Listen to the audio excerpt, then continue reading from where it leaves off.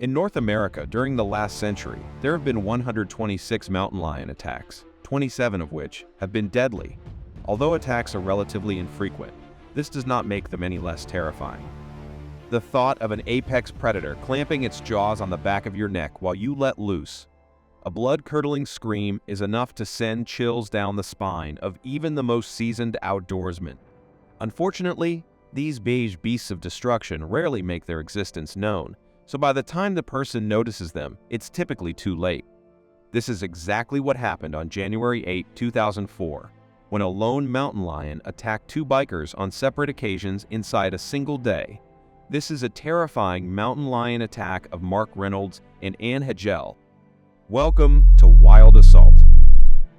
In the county of Orange, California, mountain lions prowl from the Santa Ana mountain ranges, foothills, and canyons all the way to the peak.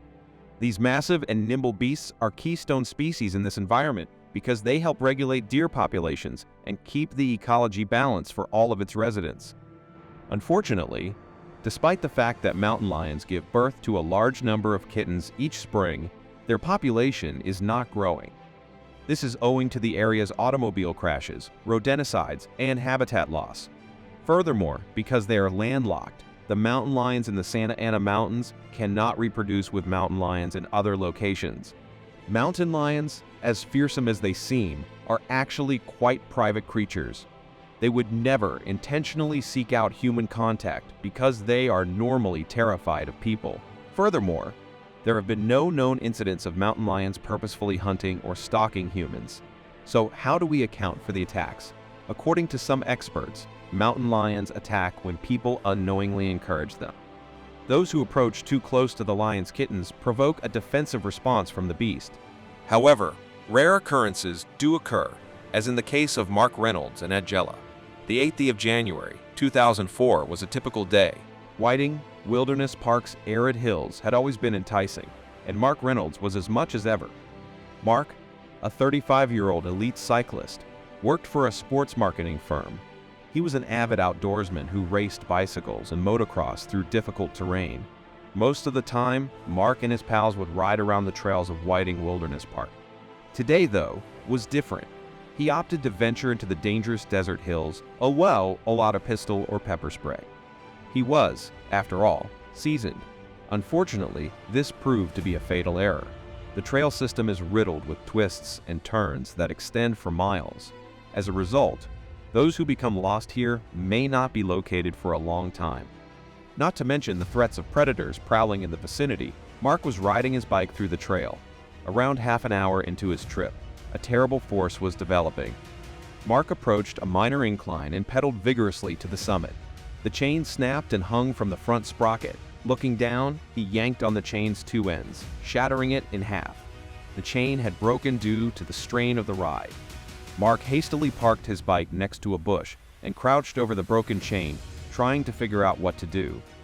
A mountain lion emerged out of nowhere and attacked. Mark was knocked to the ground. Mark was suffocated, and his blood supply was cut off as the mountain lion sank its claws into his shoulders and bit him in the neck and face. Mark shouted in agony, but no one could hear him. He was by himself. Mark wasn't going to stand a chance. When Mark died from his injuries, the giant cat dragged his lifeless body into the neighboring thicket, where it began to devour him. Anne Hjelle was off to Whiting Wilderness Park's desert hills with her friend Debbie Nichols for a day of riding. It was just another day for the two women. Favorite sport was mountain biking, a sport that demanded a great deal of endurance and tenacity. And Debbie enjoyed riding on the park's arid trails. Cactus Hill, a tight length with twists and turns, was their favorite sight. Anne and Debbie arrived at the park after work on January 8. They were going to take a 45-minute ride.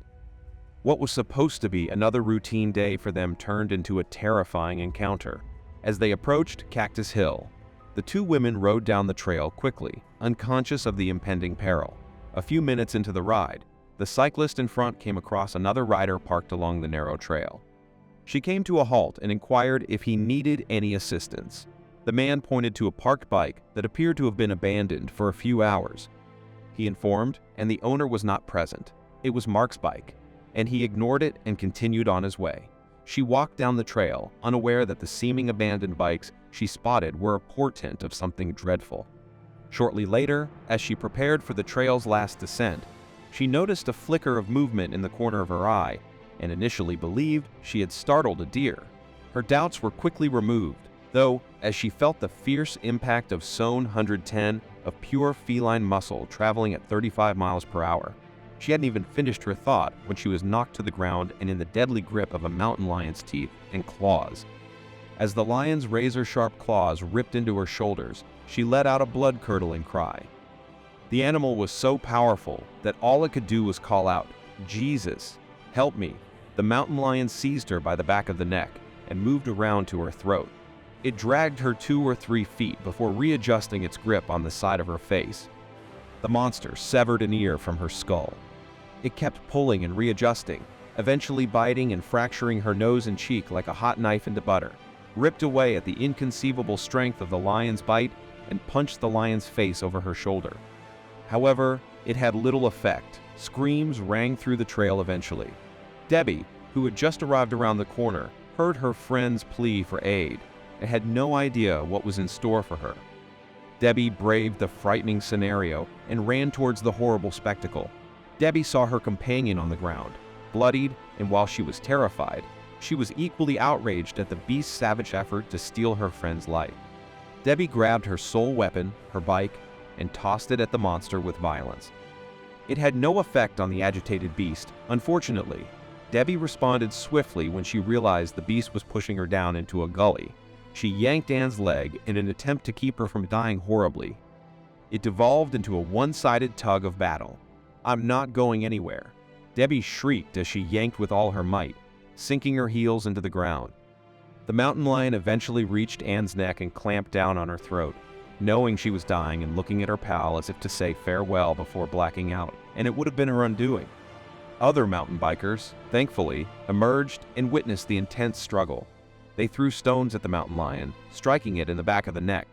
It worked, and the mountain lion let go of the end and ran into the bush, where it became conscious.